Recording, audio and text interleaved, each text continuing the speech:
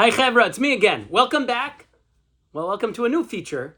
4 features. We're going to drop a video over the next 4 days. Big number, Halacha and Haggada.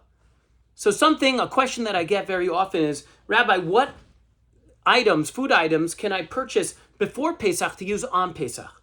Because before Pesach, things that are like might have chametz, but not really. Again, not a loaf of bread or whatever, but things that might have, it's not on a Pesach assembly line or something like that.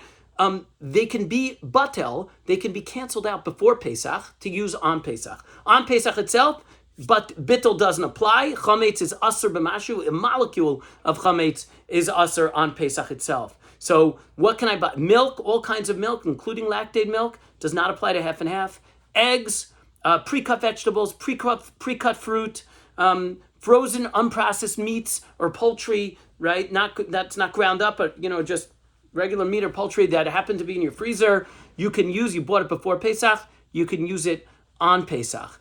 That's pretty much what that applies to. For anything else, consult your local Orthodox rabbi. And now Haggada. So we were talking about, in the short Vort, the importance of the details. And that's what I want to talk about here. Why would we celebrate Pesach with a Seder, right? Pesach is Man Chiruseinu. It's the time of our freedom. We should go out, we should light fireworks, we should, or just go to Israel, have one Seder, right? It doesn't make any sense, hard to understand, right? We should be able to celebrate how we choose to celebrate, how we want to, a beer, a barbecue, whatever.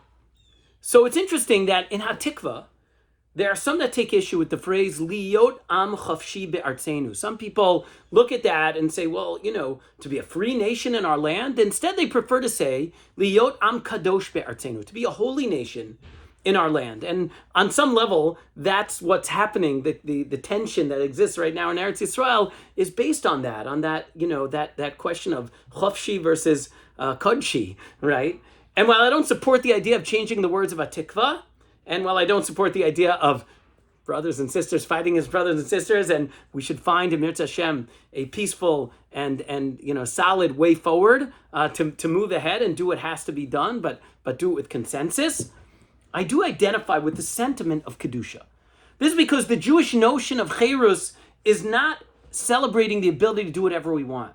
It's a celebration of the ability to live our lives with meaning and fulfillment according to the guidance and dictates of the Torah and God, not according to the dictates of what others think we should do and how society thinks we should live. This is what it means to be an Am Kadosh, our mandate to live lives of holiness, dedicated to spiritual endeavors, to morality, to the elevation of society and all those around us. And that's why we celebrate our freedom, not with anarchy, but with order and a higher purpose. This is also the idea that underlies, the need for, a siddur, the way we daven, right? We have a siddur. I could just daven, I could pray, I could call it whenever. Of course, you could call it wherever you want. There's a siddur, right? There's a reason, there's purpose, there's an order, right? We have to channel that passion, as we discussed in the short Vort, and use it towards the service of God properly. And that's what the Seder is. That's the importance of Seder in our lives. Chag Sameach, Chevra!